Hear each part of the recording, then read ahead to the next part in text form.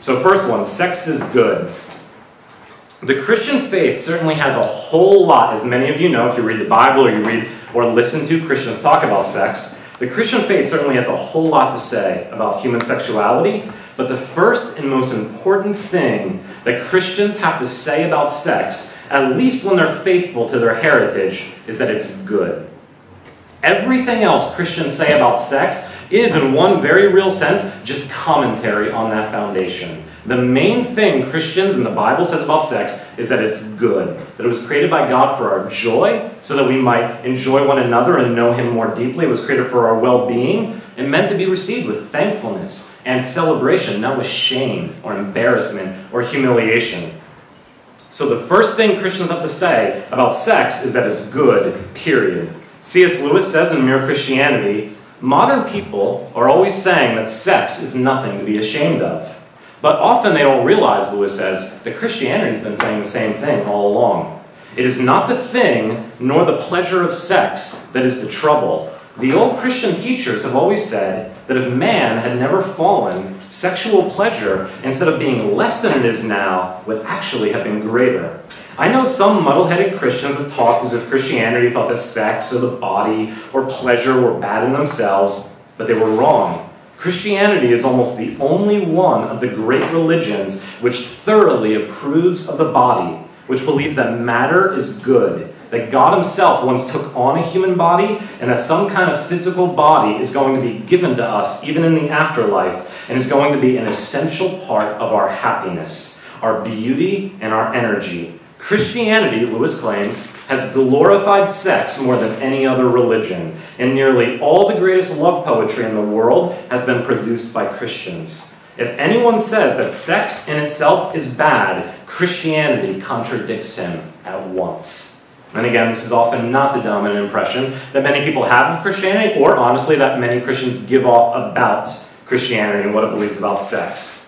In Genesis 1 and 2, I'll reference these passages a little later, but over and over and over again, after every stage of God's creation, it concludes about 7 times with the divine affirmation, it is good. It is good, it is good. And the whole finale at the end is marked by, it is very good. And one thing that the creation story of Genesis says is that sex was part of creation, not a result of fall. That sex falls under the divine affirmation of, it is very good.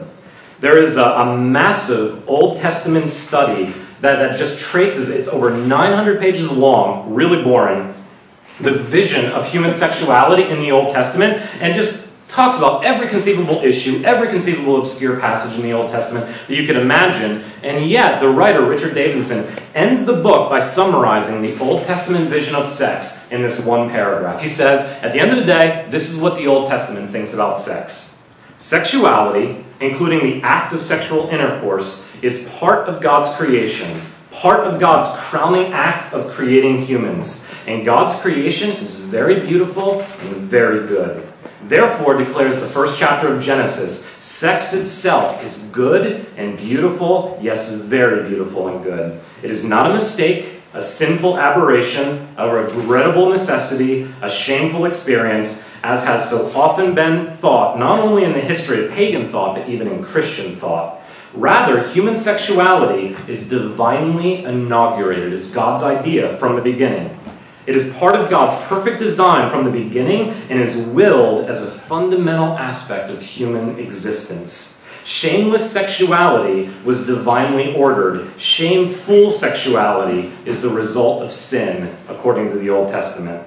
According to God's original design, sexuality is wholesome, beautiful, and good. It is meant to be experienced without fear, without inhibitions, without shame, and without embarrassment.